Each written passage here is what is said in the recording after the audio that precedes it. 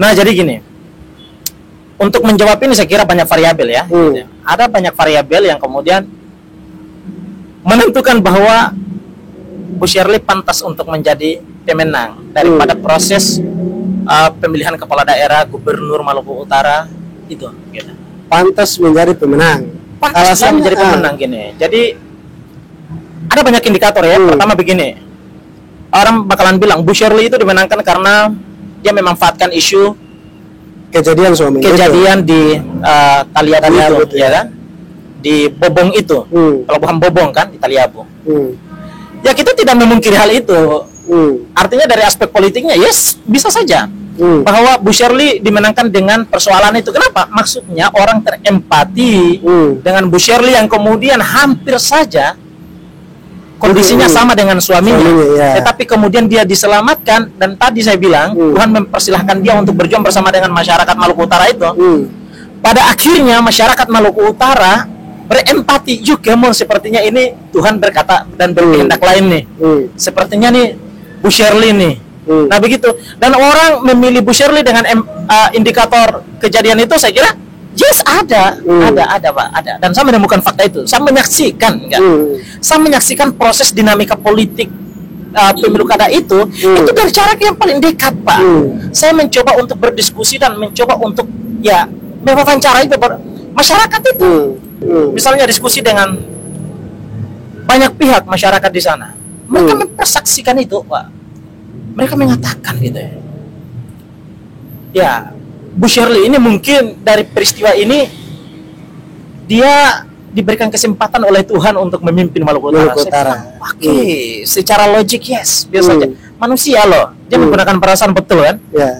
Aspek lain itu begini, yang paling kemudian menjadi tantangan terbesar bagi 3 kandidat yang lain nih. Sebelum peristiwa Bobong itu, Pak Beni Laos itu kan kemudian dikenal sebagai pemimpin yang paling sangat bijaksana begitu kan, yang paling sangat famous dan paling sangat dikenal dan diminati oleh masyarakat Maluku Utara. Padahal waktu itu dia adalah kepala daerah di Kabupaten Morotai. Tapi yang dikenal umum Maluku Utara itu. Dikenal dan orang semuanya masyarakat itu kemudian menginginkan, nah nih Pak Beni nih, siapa Beni nih, ini nih yang diinginkan nih. Maluku Utara dengan segenap kekayaan alamnya ini harus dipimpin selayaknya orang kayak Pak Beni ini nih. Pak Beni. Itu begitu tuh, Pak. Kenapa? Sentuhannya langsung tanpa mohon maaf nih.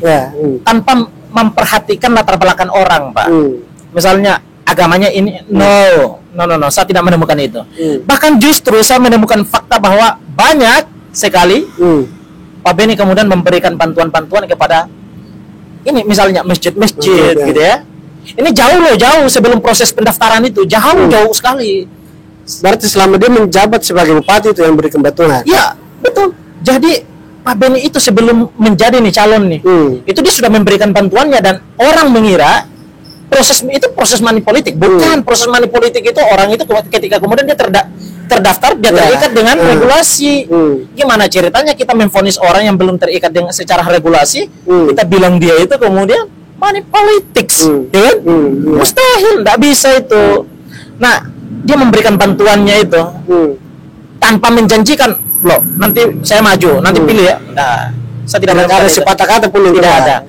Saya mencoba untuk berdiskusi dengan orang-orang yang kemudian menyaksikan itu dan menerima bantuan-bantuan itu. Nggak ada transaksi politik itu. Kan harusnya kan? Ya, harusnya. Banyak loh transaksi politik, tapi nggak ada.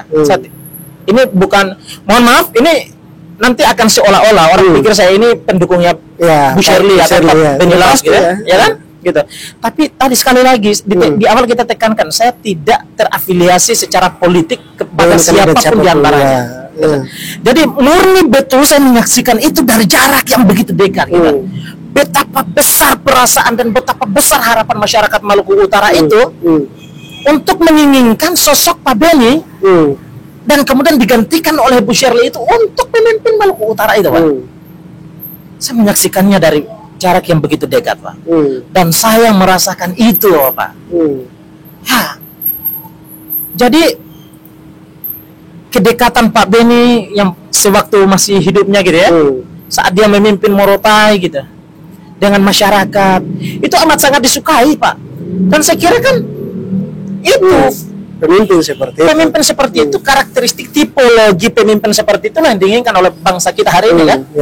Pemimpin yang tidak selalu menghabiskan waktunya di dalam kantornya, di atas kursi yang empuk itu yang dibayar dengan pajak rakyat yang begitu besar kan.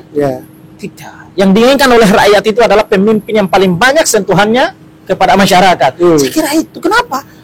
Lo persentase kesejahteraan dan kemiskinan ini, kemiskinan semakin bertambah menaik, Pak. Tinggi dia. Ya kan, besar angkanya. Dan masyarakat menginginkan sosok pemimpin yang dekat, ya kan? Sentuhannya itu, sentuhan politiknya, hatinya bersama masyarakat, kesedihannya bersama masyarakat. Dan orang merasa punya sense itu, sense kedekatan dan sense pilihan itu. Wah, ini ada nih di Beni sama ada orang seperti ini. Dan saya menyaksikan, Pak, begitu Pak kejadian Bobong itu orang sedih semua, Pak. Orang seolah kehilangan Pak Beni, Pak. Dan tadi kembali lagi, Tuhan punya cerita yang berbeda dengan manusia, Pak. Tuhan menyiapkan skenario yang berbeda. Perjuangan Pak Beni, diperjuangkan oleh Bu Shirley. Ya. Gitu. Dilanjutkan oleh Bu Shirley. Dan itu kita lihat kan ketetapan KPU itu. Bu Shirley menggantikan itu. Dan kita lihat Bu Shirley kemudian dengan kecukupan yang sebetulnya, dengan kesiapan yang belum cukup sebenarnya menurut saya. Hampir mental kalau nggak salah ya. Mental nggak nyampe sih. Ya, karena pas debat ya maksudnya itu. Pas langsung debat ya. Tinggal seminggu kalau salah debat ya. Jadi dengan mental yang belum sesungguhnya itu belum siap, karena siapa yang menduga bahwa kejadian itu akan terjadi kan? Jika kemudian saya kira Pak Beni dan Bu Shirley bisa menduga hal itu akan terjadi, mereka akan menghindari itu, Pak. Mereka tidak akan pernah datang ke Bobong, ya kan? Karena menghindari kejadian itu. Tapi ini adalah kehendak yang maha kuasa. Tidak ada satupun yang bisa menghindari itu, ya kan? Nah, jadi begini, ketika Bu Shirley ditetapkan sebagai pengganti Pak Beni atau mendiang suaminya itu dengan kesiapan yang kurang begitu cukup, Pak. Mental terpukul, psikologi terganggu, ya kan? Luka belum sembuh. Naik debat kita saksikan masih pakai tongkat. Debat pertama kalau nggak salah. Pertama sama kedua. Pakai tongkat. Dia mempertaruhkan argumentasi dengan penuh kesedihan, Pak. Dengan kesiapan air mata yang akan siap membasahi pipinya, Pak. Jadi itu, Pak, mentalnya terpukul sekali. Tapi kita lihat betapa ya dengan spirit semangat Pak Beni untuk mensejahterakan masyarakat Maluku Utara ini jangan berhenti gitu. Kita melihat itu, Pak. Dan kemudian kita baca betapa kemudian ditebarluaskannya begitu pasca Pak Beni itu meninggal, itu disampaikan pesan terima kasih itu. Ya, dan disampaikan di situ itu menarik sekali loh.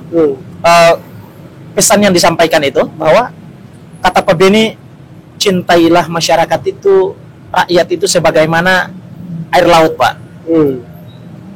Ya kan? Yang ada pasang surutnya tapi tidak pernah menghilangkan sifatnya itu. Kan? Karena itu saya kira menarik sekali. Dan Bu Shirley kemudian bangkit dengan spirit itu, Pak.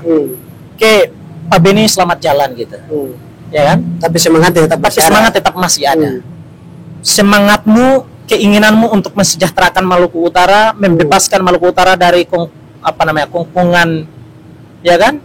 Para kelompok-kelompok yang menghabisi sumber daya alam tanpa pertanggungjawaban yang pasti, gitu ya. Semangatmu untuk meningkatkan taraf kesejahteraan masyarakat, membebaskan masyarakat daripada biaya pendidikan yang mahal, biaya kesehatan yang mahal, akan diperjuangkan oleh Shirley Juanda. Dan Bapak tahu Pak Beni itu menjadi tantangan yang paling besar, Pak, bagi tiga kandidat yang lainnya. Kenapa? Tadi popularitas Pak Beni itu tidak bisa dibendungi, Bapak. Sehingga kemudian muncul itu. Ini mohon maaf, walaupun sebetulnya tidak ada dari pihak tiga kandidat ini yang memainkan politik agama, tetapi ada bertebaran di lapangan politik agama yang paling sensitif ini, Bapak. Saya menemukan itu, dan saya kira kan kita temukan itu, Pak.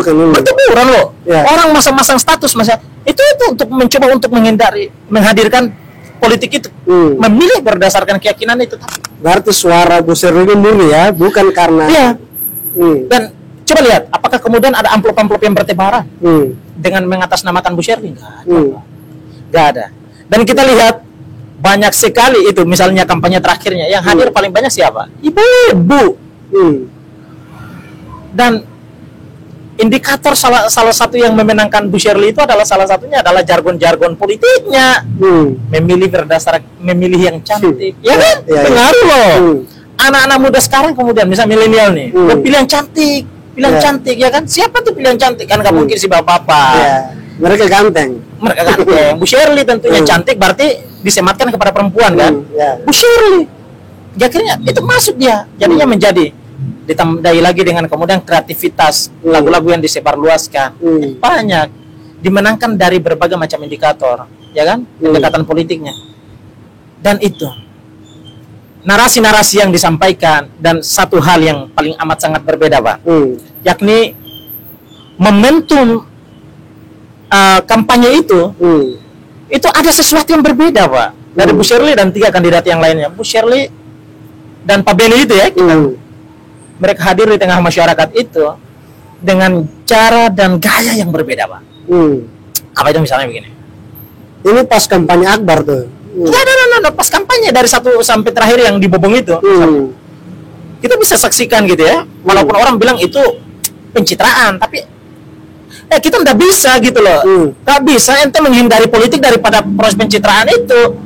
Karena kemenangan pun juga bakalan ditentukan oleh bagaimana cara orang itu mencitrakan dirinya untuk melakukan mempengaruhi persepsi publik untuk memilih dia kan. Nah, kita nggak bisa menghindari hal itu. Dan Pak Benilas dan Bu Sherly ketika kemudian kita pantau ya di media sosialnya, dan saya menyaksikan itu, tampilannya beda, Pak. Mereka tidak menghadirkan bahwa saya ini loh calon gubernur gitu loh, saya ini calon pejabat gitu loh. Nggak ada, Pak. Pak Benilas justru menceritakan situasi kesedihannya, suasana kesedihannya, yang dimana suasana itu sama dengan suasana masyarakat, kebatinan masyarakat itu, Pak. Hingga akhirnya nuansa kampanye itu dihiasi dengan miliaran air mata yang jatuh daripada kesedihan yang sama itu. Waduh, terlalu puitis kita kali ya.